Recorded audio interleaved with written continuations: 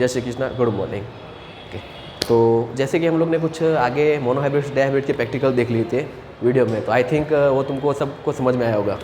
तो आज उसी तरह कुछ प्लांट की डेंसिटी और फ्रिक्वेंसी, अपना प्रैक्टिकल नंबर आई थिंक 22 और 23, एम क्या था हमारा, तो study of population of plant density frequency by quadrat method.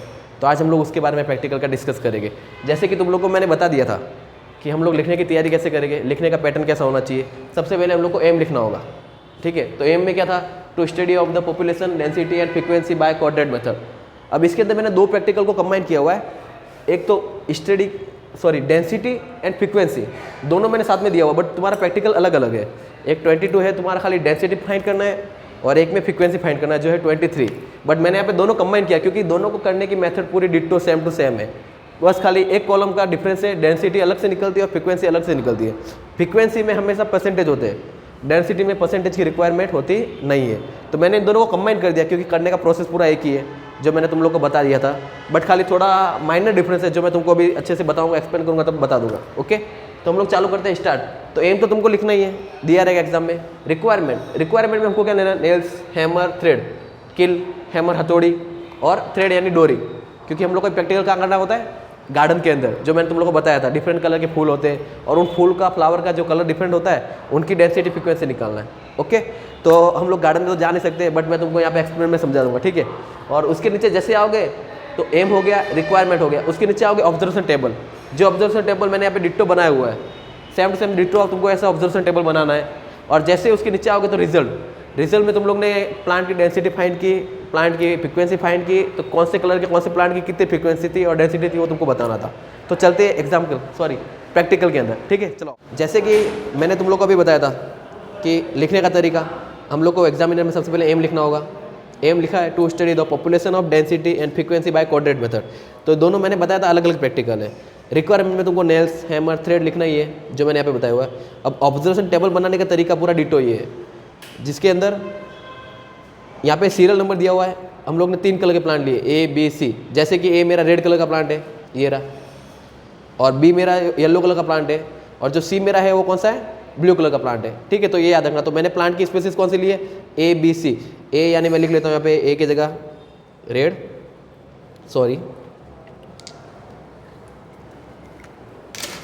कौन सा था, रेड, मैं कलर लिख लेता हूँ। बी यानी ब्लू और सी यानी येलो। ओके, तो मैंने स्पीसीज का नाम लिख लिया अलग से पूरा डिटो, और मैंने कोऑर्डिनेट मेथड बनाई हुई है, तो ये कॉलम तुमको बनाना है। ओके, तो चलते हैं अब कॉलम के अंदर। तो प्लांट की स्पीसीज तीनों की तीनों मैंने ले लिए, रेड, ब्लू, येलो। अब हम लोग को आगे सेकंड में जाना, number of individual species in each quadrat, मतलब कि हमारे कितने टोटल क्वाड्रेट है। तो यहाँ पे क्वाड्रेट देख सकते हो, ऊपर क्वाड्रेट हम लोगों ने बनाया था 9, यानी कि मुझे 9 बॉक्स दिया हुआ है। एग्जामिनर तुमको 12 बॉक्स दे तो 12 क्वाड्रेट बना देना, 9 के बाद 10, 11, 12। वो तुम लोग को 15 बॉक्स दे तो 9, 10, 11, 12, 13, 14, 15। और अगर वो तुमको 6 दे तो 6 तक ही रखना। जितने बॉक्स तुमको क्वाड्रेट के मिलेंगे उतने ही कॉलम यहाँ पे बनाना।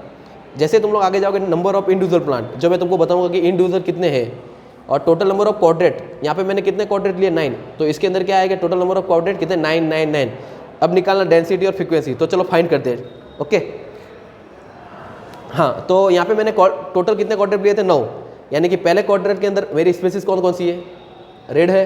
तो यहाँ पे देखो साफ रेड कलर की जो स्पीसीज है वो पहले कॉलम में कितनी है, तो हम लोग देख सकते हैं पहले कॉलम में कितनी है, 1 और 2, यानी कि मैं यहाँ पे कितना लिखूंगा, 2। ओके, सेकंड कॉलम में मेरी रेड की स्पीसीज कितनी है, 1, यानी कि सेकंड कॉलम में जो रेड की स्पीसीज है वो कितनी है, 1, तो मैं 1 लिखूंगा। थर्ड वाले में रेड दिख रहा है आपको, थर्ड के अंदर रेड नहीं है, यानी कि यहाँ पे मैं डैश छोड़ दूंगा खाली जगह। फोर्थ में चलते, फोर्थ के अंदर रेड कितना दिख रहा है मुझे, 1, तो 1 स्पीसीज है, 1 लिखूंगा। 5 के अंदर मुझे दिख रही है 1 स्पीसीज, तो मैं यहाँ पे क्या लिखूंगा, 5 कॉलम के अंदर 1। 6 के अंदर, हाँ 1 दिख रही है, ये 6 के अंदर, 5 के अंदर नहीं। ओके, तो 6 के अंदर भी 1। 7 की बात है, 7 के अंदर कितना दिख रहा है, 2 है, 1 और 2, ये 7 कॉलम के अंदर है। तो 7 कॉलम के अंदर मैं क्या लिखूंगा, जो मेरी रेड कलर की स्पीसीज है 7 कॉलम में कितनी है, 2 है। 8 के अंदर देखा मैंने 1 है, और 9 के अंदर कुछ नहीं है, तो ये मैंने रेड की रीडिंग फाइंड आउट कर ली। अब उसी तरह हम लोग को ब्लू भी देखना है। तो ब्लू मैंने पहले कॉलम में देखा, तो मेरे पहले कॉलम में ब्लू कुछ नहीं था, दूसरे में भी कुछ नहीं था, तीसरे में 1 था, जैसे कि तुम देख सकते हो। पहले कॉलम में ब्लू कुछ नहीं था, सेकंड में भी ब्लू नहीं है, थर्ड में 1 है। अब फोर्थ में चलते, फोर्थ में कितने ब्लू, 2, 5 में 1, 6 में कुछ नहीं है। तो यहाँ पे फाइंड आउट कर देते, 4 के अंदर कितने ब्लू है तुम्हारे, 2, 5 के अंदर 1 और 6 के अंदर कुछ नहीं। अब 7 में देख लेते हैं, 7 के अंदर भी कुछ नहीं था, खाली है 7 कॉर्डेट। 8 के अंदर ब्लू की एक स्पीसीज है और 9th में भी एक है, यानी कि मैं यहाँ पे 8 के अंदर भी एक लिखूंगा, 9th के अंदर भी एक लिखूंगा और ये खाली था। अब वैसे तुम लोग को येलो की रीडिंग भी लेनी है। अब येलो की भी ले लेते हैं, मैं बता देता हूँ तुमको। पहले कॉलम के अंदर एक येलो है, दूसरे में भी एक है, तीसरे में भी एक है, चौथे में कुछ नहीं है, 5वें में एक है, छठे में भी कुछ नहीं है, 7वें में एक है और 8वां 9वां 8वें में एक है और 9वें में कुछ नहीं। जैसे तुम लोग देख सकते हो, पहले कॉलम में एक था, क्वाड्रेट फर्स्ट एक, क्वाड्रेट सेकंड 2, क्वाड्रेट थर्ड में एक। अब एग्जामिनर नहीं है, तुमको ऐसा क्वाड्रेट बना के देगा, ओके ऐसा पूरा कॉलम बना के देगा। मैंने कितना क्वाड्रेट लिया है? 9, 1 2 3 4 5 6 7 8 9, इसीलिए मैंने यहाँ पे पता है 9 कॉलम बनाए थे, 9 क्वाड्रेट दिख रहे हैं।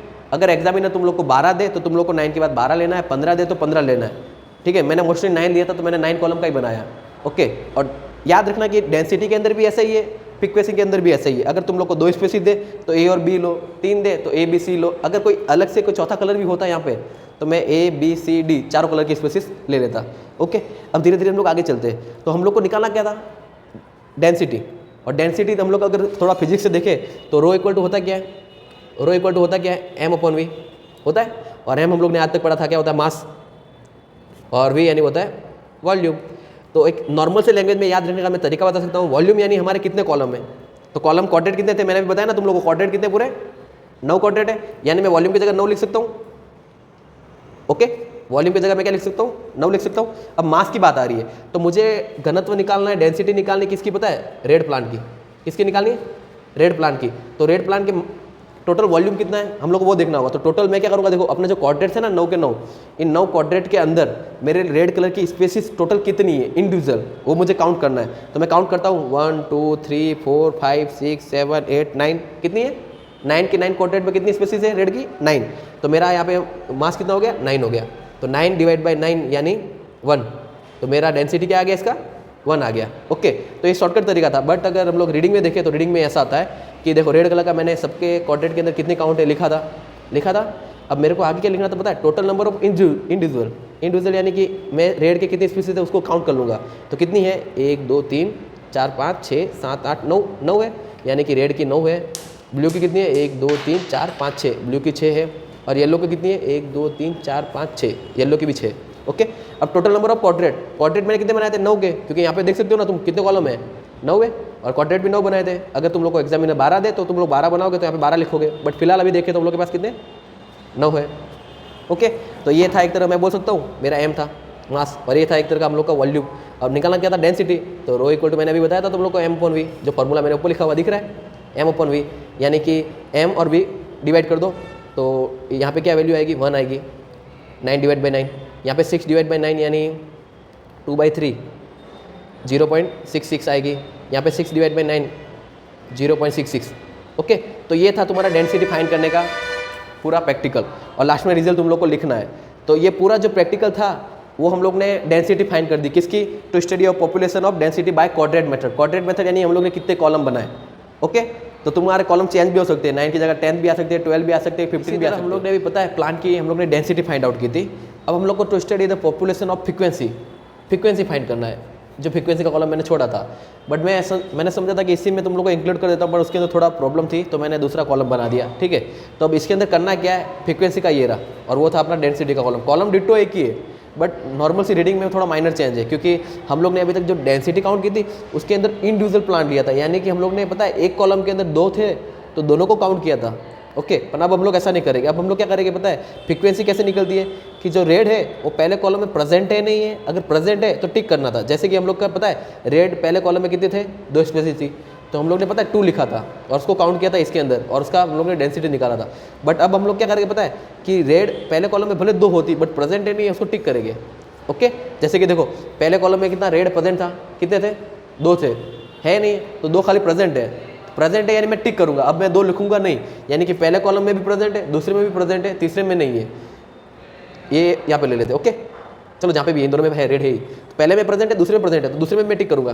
तीसरे में नहीं है, तीसरे को रहने दूंगा। चौथे में भी नहीं है, 5वें में है और 7वें में है, तो 5वें में भी रेड है स्पेसिस, और 7 के अंदर भी रेड स्पेसिस है। बाकी कॉलम को मैं खाली रखूंगा। इसी तरह मैं ब्लू का देखूंगा, तो ब्लू कौन से कॉलम के अंदर है?